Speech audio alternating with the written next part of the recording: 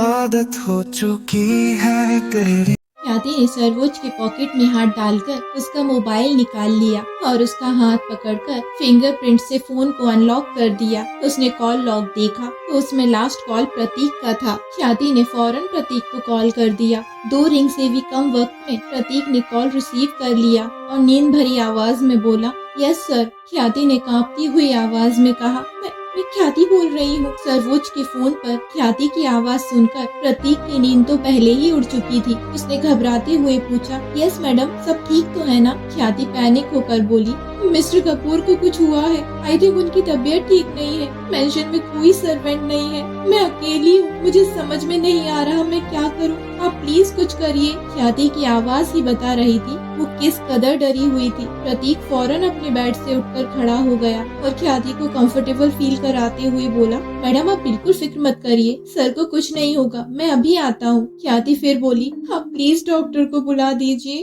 प्रतीक ने उसे relax feel कराते हुए कहा, डोंट वरी मैडम, मैं डॉक्टर अनुराग को कॉल करता हूँ। उनका घर 10 मिनट के ड्राइविंग डिस्टेंस पर है। वो जल्दी ही मेंशन पहुँच जाएंगे। Thank you so much. कहते हुए ख्याति ने कॉल डिस्कनेक्ट कर दिया। सर्वोच्च ने अपने शूज तक नहीं उतारे थे। ख्याति ने सर्वोच्च की हथेलियों को सहलाया और वो बार बार वॉल क्लॉक की तरफ देख रही थी। गुजरता हुआ एक एक सेकंड उसके ऊपर कहर की तरह बरस रहा था। करीब 15 मिनट बाद प्रतीक आ गया और उसके साथ ही अनुराग भी था। अनुराग को देखकर ख्याति की जान में जान आ गई। वो फौरन बोली, डॉक्टर सिन्हा देखिए ना, मिस्टर कपूर को क्या हो गया? सर्वोच्च की हालत देखकर एक पल के लिए तो अनुराग भी शॉक्ड हो गया। उसका फेस खून की तरह लाल हो रहा था। प्रतीक और अनुराग ने उसे उठने में हेल्प की और मेंशन में बने सर्वोच्च के पर्सनल मॉनिटरिंग रूम की तरफ ले गए। प्रतीक ने सर्वोच्च का कोट निकालने में हेल्प की और ख्याति ने जल्दी से उसके पैरों से शूज और सॉक्स निकाल दिए। अनुराग ने सर्वोच्च का चेकअप किया।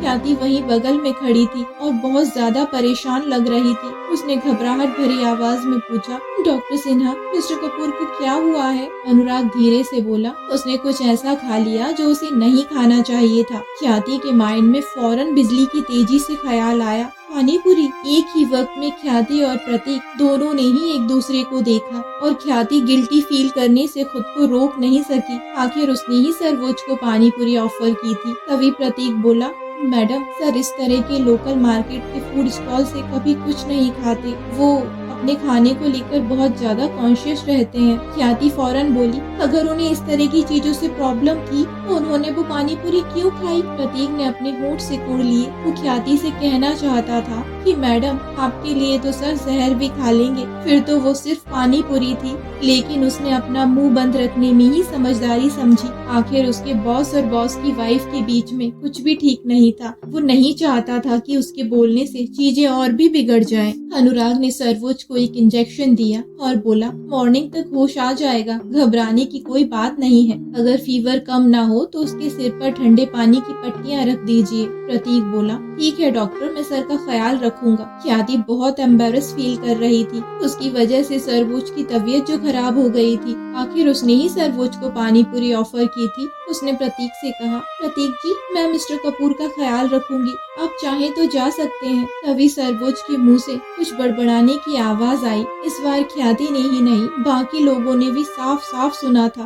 अगर ख्याति गलत नहीं थी तो वो बेहोशी में उसी का नाम पुकार रहा था। ख्याति के लिए ये सच में थोड़ा फनी था। उसने सोचा, लगता है बुखार उसके सर पे चढ़ गया, इसलिए इस तरह की बकवास कर रहा है। बेहोशी में सर्वोच्च के मुंह से ख्याति का नाम सुनकर अनुराग और प्रतीक के होठों पर मजाकिया स्माइल आ गई। अनुराग ख्याति से बोला, आई थिंक अब हमें चलना चाहिए, उसे हमारी नहीं आपकी जरूरत है। ख्याति के गाल शर्म से थोड़े लाल हो गए। वो कुछ नहीं बोल पाई। उसके पास कहने के लिए कुछ भी नहीं था। प्रतीक बोला, मैडम, किसी भी चीज की जरूरत हो तो मैं बाहर लाउंज में हूँ। ख्याति ने हाँ में अपना सिर हिला दिया और बोली, thank you so much doctor, thank you Prateek ji. Anurag ने ख्याति की तरफ स्माइल पास की और उसके बाद प्रतीक और वो दोनों बाहर निकल गए। नॉर्मली सर्वोच्च हमेशा एक कोल्ड एक्सप्रेशन वाला इंसान था, लेकिन इस वक्त बेहोशी की हालत में वो बेड पर पड़ा हुआ किसी छोटे बच्चे की तरह इनोसेंट लग रहा था। ख्याति बगल में सोफे पर बैठ गई और सर्वोच्च को देखती रही।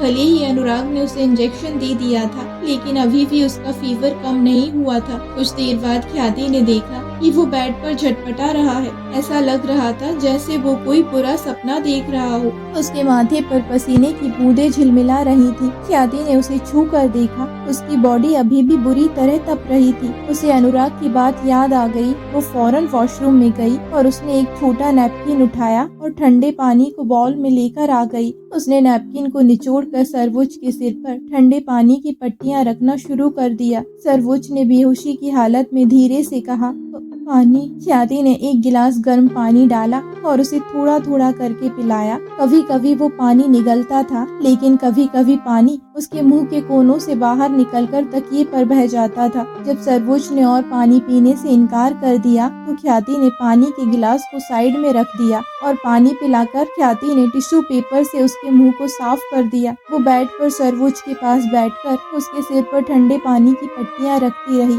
ये सिलसिला सारी रात चलता रहा। नेक्स्ट मॉर्निंग जब सरवुज की आंखें खुली तो उसके सिर में तेज दर्द था। हालांकि उसके पेट में दर्द नहीं था। तभी उसे याद आया कि लास्ट नाइट उसके पेट में बहुत तेज दर्द हो रहा था। उसके बाद उसने कुछ बार उल्टियाँ की थी। फिर वो लिविंग रूम में सोफे पर बैठा रहा। उसके बाद उसे कुछ भी याद नहीं था। उसने अपना हाथ बढ़ाकर अपने दोनों आईब्रो के बीच में मसला। उसके फोरहेड पर गीला टॉवल रखा था। सरवुज ने उसे लापरवाही से बेड साइड टेबल पर फेंक दिया और तुरंत ही उसकी नजर अपने बेड पर सिर रखकर सोई हुई लड़की के फेस पर पड़ी।